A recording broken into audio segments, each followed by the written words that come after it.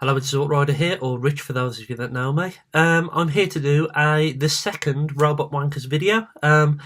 Last month we did Jazzuary and a little homage and review to Jazz throughout the ages and all the different incarnations. And this month we're going to be doing a review of Bruticus or Brutici or whatever you want to call them. It's FeBruticus month, and I find that really difficult to say. So I'm going to be doing a review of my Jinbao Oversized Bruticus. Now, I just want to let you know the structure of this video. I'm not going to be taking Bruticus apart. I am not going to be doing the individual bots or the individual transformations. I'm just going to be doing a kind of short video to answer all the key questions that you might have asked if you're planning on buying this toy. There's other reviews out there. I think John Borders Dude is going to do a review on each of the bots. So I'm going to focus on the key questions that you might ask if you're thinking about purchasing this robot. So here he is. He's in hand. He's quite heavy, to be honest with you. So first question: what's the build quality and plastic quality like? So I owned 4 of these guys, the Machine Boy versions of the toys, the slightly smaller versions, which were KOs themselves of the Warbatron version. So plastic quality wise, I'd say it's a very strong 7 or 8 out of 10. It doesn't feel like it's going to break. It's got that kind of chalky feel when you first take it out of the packaging, which for those of you who had the Machine Boy toys, you might recognise that kind of feeling, like straight out of a machine, factory kind of feel. But that soon fades away. The build quality itself on this thing is phenomenal. You've got some amazingly tight ratchets, as you can see. I mean, this guy is quite heavy. Oh, that one let go then. But as you can see, you can get him in pose. You can get him in a one leg pose as well. The arms have some amazing ratchets, and I believe these are improvements from the actual Warbatron versions. My understanding, and I've never seen the Warbatron versions, is that the ratchets are quite loose and it can't kind of hold its own weight, and it tends to topple over. This guy doesn't fall over. You can get him in really good poses. So even though I gave the plastic quality a high 7 out of 10, I'd say the build quality is well into the 9s. It holds together really well. I've got some actual third-party Masterpiece and Hasbro Takara figures that don't hold together this well. The Combiner Wars range, for example, Menasor falls apart whenever I pick him up. Some of the other guys tend to fall apart as well. The Bruticus doesn't stand too well. This guy does. It's a very impressively held together robot. You're not scared of bits falling off it if you move him or move a pose. And I believe another improvement, actually, I mentioned the ratchets. I believe this part here tends to fall off a lot on the Warbatron version, and the guns on the back. Again, this is just from what I've seen on the internet on videos. This guy doesn't. He holds together really, really well. So, next question. Where did I get this guy from? So I've seen him listed on Transformers Direct, I've seen him on eBay, but most of those were actually out of stock by the time I got around to ordering this guy. Thanks to John Borders Dude, who'll be doing a video like this month, as I said earlier. John actually suggested using this website called AliExpress. I'd heard of it, but I'd never used it. The one downside of the website, the one worry bead for me, is that it doesn't accept PayPal, so you've got to pay straight off your card, which is a little bit worrying. We've all been stung by someone on a Chinese seller on eBay, and at least we're protected by that. But AliExpress, they've got their own kind of guarantee, and I took the plunge. So I went through AliExpress and I used a seller called, and I've got it written down here, Smart Lulup 2010. Don't know what that means. I'll put a link in the description below. I have to give the guy credit. Great communication. I asked questions. He responded within a reasonable amount of time, bearing in mind the time difference if he's in China. Really happy with the service. It was in the UK. In about about 7 or 8 days, which isn't too bad really. It's just unfortunate that Customs and Parcel Force held it for a further week before I was able to actually pay my customs fees, which I'll get onto in a moment. So how much did I pay for it? That's the other question. So I paid £90 and 29 pence from the seller on AliExpress, including the shipping fee. So that was all included in there, which was great. I had a feeling and I had a little bit of a worry that I'd get stung on custom fees. There was 3 of us who've ordered this Bruticus. Junk Heap Dave, who you saw his wicked video on earlier this month. Borders Dude John, we all ordered about the same time. Me and John ordered from the same seller. Dave Shotton ordered from a different seller because he ordered it a few days before us. So, unfortunately, for me and John, we both got stung on custom fees. John got charged £25, I think, whereas I got charged an additional £31.80 for the same package. Work that out. I don't know. But I kind of already written off the fact that I've been due some custom fees, and let's face it, you can't moan about it if you're caught. The only thing that what annoyed me was just Parcel Force's service, which is kind of archaic. You can track a package online, but you can't pay your custom fees. You have to wait for a letter to come through the post. That's just stupid. Sort out your processes, Parcel Force. So I ended up paying about £120. That was without the box as well. I must stipulate that. I'm not bothered about the boxes on third parties as such, and especially KOs as well. But, yeah, £120, I think that was good value for money, to be honest with you. So next question, what problems have you noticed with it?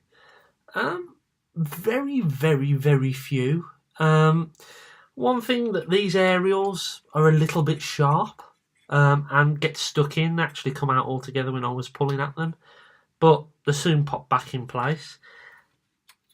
My understanding is the head sculpt has been slightly simplified.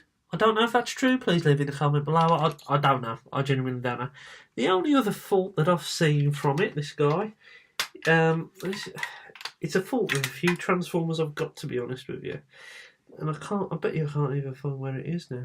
There's a slight stretch mark or a kind of stress mark on Vortex on one of the joints. It's pretty solid still. I don't know why it's gone that way, but it's very minimal. Paintwork, good. I know Dave had a slight problem with his swindle, had a little bit of a paint splash on there. To be honest, on mine, apart from the odd nick here and there, which you can't really see unless you're up close and personal with the thing, it's pretty fine, yes. So was there anything missing in the box? Absolutely not. In fact, there was something in there that I wasn't expecting. There was 2 sets of Decepticon stickers, which were pretty cool to put in there. I mean, they're not the best repro label quality, but nevertheless, that's something the person who packaged this didn't really have to do. So that was a little added bonus. Should you get this Bruticus over the Warbatron original? That's absolutely up to you. I can't tell you what to do. What I will say is that for £120, you would be lucky to get 2 of the Warbatron limbs. You maybe get Onslaught for that price. This guy, 120 quid, as I say, I paid for him.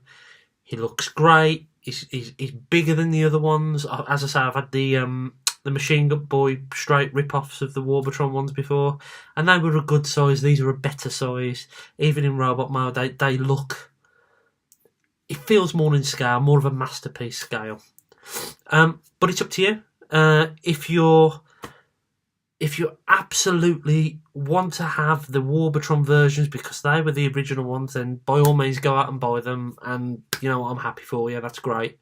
If you just, like me, like the look of this guy, wanted one but would never pay the 400-500 quid in order to get one, this is more than good enough to fill that gap. In fact, if I'm completely honest with you, I've seen scales of the original one next to this guy, and this guy looks the same if not better, and the build quality seems to be better in combined mode, so it's up to you.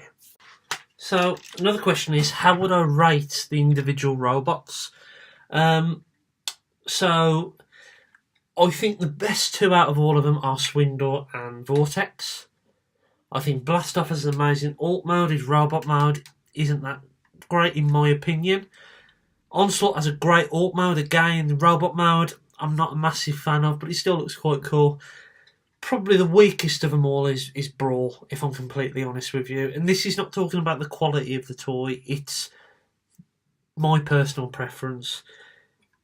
I wish I had another 2 Swindles to display them in leg mode, Jeep mode, and robot mode, but unfortunately I don't, and I'm not going to buy another set. So next question, how big is he and how does he scale? So I've had to switch to behind the camera for this. You can see Bruticus standing there, or Warbatron, or whatever you want to call him, next to Legend Shockwave. He's completely dwarfing him, as you can see. Here's Warbatron standing next to Combiner Wars Bruticus. It's about twice the size of him. Here he is next to DX9's Mitron. And doesn't that look amazing together? I think that scales really, really well. And just because you have to really, here he is next to the original Generation 1 Bruticus. All in all, I'm really, really impressed with this robot. Bearing in mind the size of him, he really does set off my collection really well.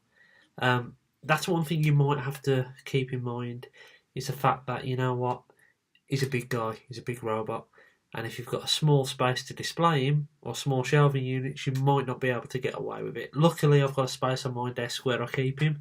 He's now my permanent desk spot, and I'm really happy for him to be looking down on me every time I'm doing a little bit of work, or in the future doing some of these videos.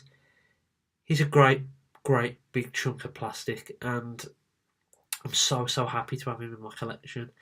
As I say, I would never have got the original Warbatron one. I've got to draw the line when you're paying £400 or £500 for a combiner, because it's just too much money, especially when companies can produce something that's probably, dare I say, better quality for a fraction of the price. But I'm happy I've got this guy.